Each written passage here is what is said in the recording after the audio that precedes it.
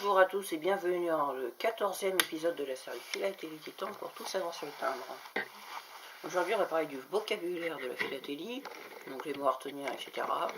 Enfin à retenir, il n'y aura pas de contrôle.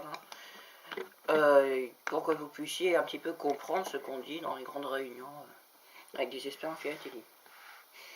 Ce vocabulaire s'étendra sur 2 épisodes, donc cet épisode, l'épisode 14 et l'épisode 15. On commence tout de suite avec aminci.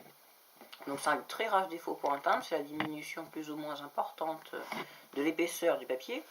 Il affecte particulièrement les oblitérés qui sont très anciens, les timbres oblitérés qui sont anciens. Il peut être dissimulé sous des vestiges d'une ancienne charnière qui a été gommée. Un vendeur a tendance de qualifier de léger pelurage un aminci du timbre qui veut céder. Surtout à ne pas confondre. Après, encre. Dans un losange de points, cette oblitération ancienne du courriage cheminé par voie maritime constitue une plus-value variable, même sur un timbre détaché d'ailleurs. Voilà, donc l'oblitération avec l'encre.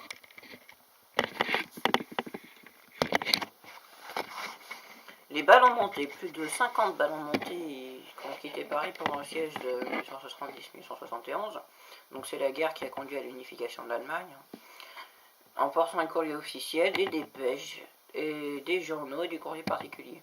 C'est une des formes les plus recherchées de la collection des timbres anciens du Second Empire. Aux lettres acheminées par ballon, le collectionneur peut joindre des journaux, comme la Gazette des Absents, et des correspondances de presse, comme les dépêches Havas. C'est une recherche qui est très difficile et très très chère, mais les résultats ne risquent pas de se déprécier. Par exemple, ici, une oblitération sur ballon monté, donc aérostier.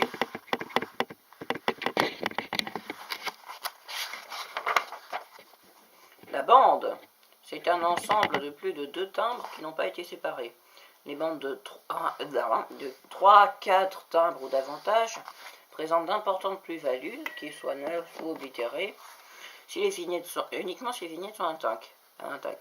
La bande horizontale est plus appréciée que la bande verticale. Les timbres de bienfaisance sont des timbres vendus à un prix supérieur à leur valeur d'affranchissement, la différence étant destinée à une œuvre d'intérêt national. Par exemple, les 2 timbres émis chaque année en France à l'occasion de la campagne de Noël de la Croix-Rouge. Un bloc, c'est un groupe de timbres qui n'ont pas été séparés. Le plus petit est le bloc de 4, donc 2 x 2, qui est symbolisé dans les catalogues par le signe plus, enfin, par le signe 4 carrés, quoi, à coller. Le bloc entraîne une plus-value considérable pour les timbres anciens à l'état neuf. Par exemple, un 4 timbres d'un franc vermillon, ça vaut 400 000 €. Un bloc de 4, un franc vermillon, ça vaut 1 200 000 € neuf. Si mes souvenirs sont bons.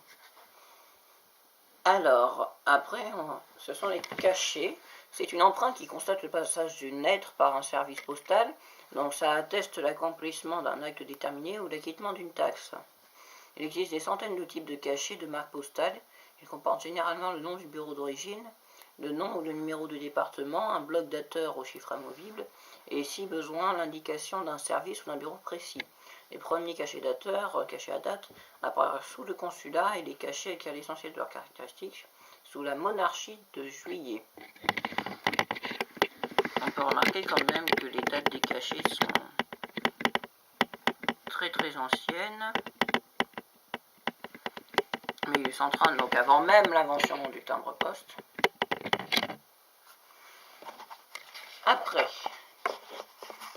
le centrage, c'est une des qualités majeures du timbre. Dans un centrage parfait, les 4 marges autour de la gravure sont égales. C'est particulièrement rare pour certaines émissions semi-modernes, en 1900-1940, comme les timbres Mouchon ou Merson. Comme pour les sages, aussi, au 19e siècle, si mes souvenirs sont bons, donc dans la période classique. Le bon centrage, c'est un facteur de plus-value. Un centre déplacé, c'est une variété classique des timbres tirés en 2 couleurs, comme les Merson, les Jeux Olympiques de 1924. Le déplacement de la teinte de fond doit être très net, au moins 2 ou 3 mm pour constituer une belle variété. On trouve aussi sur l'une des émissions de Mouchon des chiffres de la valeur déplacée.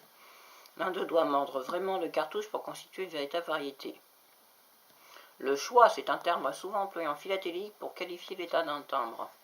Le premier choix doit être irréprochable, donc centrage parfait, entre autres, une oblitération relativement légère qui laisse voir bien le timbre s'il est oblitéré, etc. Le second choix désigne des exemples un petit peu détériorés, très légers ramassis qui ont été un petit peu réparés, un petit peu regommés ou quelques dents en moins. Et les timbres à rejeter, c'est les timbres qui sont déchirés avec des oblitérations. Voilà. Coin daté, c'est une date d'impression qui est inscrite, ça date de 1922, à l'angle inférieur droit d'une feuille de timbre. Les coins datés se collectionnent avec un bloc de 4. C'est une formule dont la mode est un petit peu dépassée. Voilà, là, un coin daté qui date du 24 décembre 1946. Après, commémoratif. Ce sont des timbres émis pour fêter un événement déterminé. Les premiers sont sortis en 1892 dans tous les États américains pour le 4e centenaire de la découverte de Christophe Colomb. Davantage destinés aux philatélistes qu'à l'affranchissement du courrier, ils constituent la majorité des vignettes qui sont programmées chaque année. Coupé. Un timbre divisé au ciseau par moitié ou par quart, chaque fragment devant servir pour la même fraction de la valeur faciale. C'est un procédé qui est employé pour pallier un manque provisoire de vignettes. Des exemples classiques pour les timbres du Second Empire et des anciennes colonies, entre autres. À ne collectionner que sur lettre en exigeant la signature du vendeur. Il faut se défier des coupés contemporains d'outre-mer, qui sont en général des oblitérations de complaisance. Par exemple, 2 timbres et demi à 10 centimes, donc ça affranchit 25 centimes.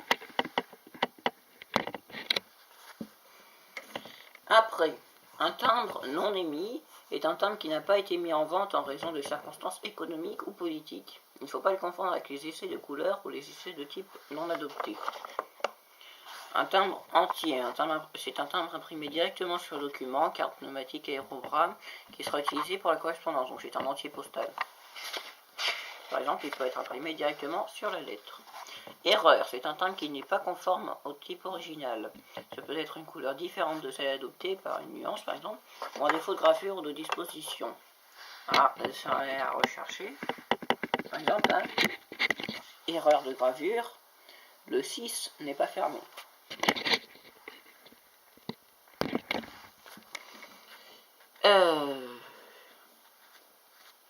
Je crois que j'ai fait globalement tout pour cet épisode. Je continuerai la suite dans l'épisode 15. Vous pouvez toujours vous abonner. Non, je n'ai pas lu sur le bouquin, c'est mes notes. En général, un épisode dure entre 1 et 10 minutes, mais nécessite 1 à 3 heures de documentation. Enfin, peut-être pas autant, mais bon. Voilà, donc vous pouvez laisser un pouce vert, vous abonner. J'espère que cette vidéo vous aura plu et qu'elle vous aura appris des choses. C'était Philatélie Titan pour tout savoir sur les timbres.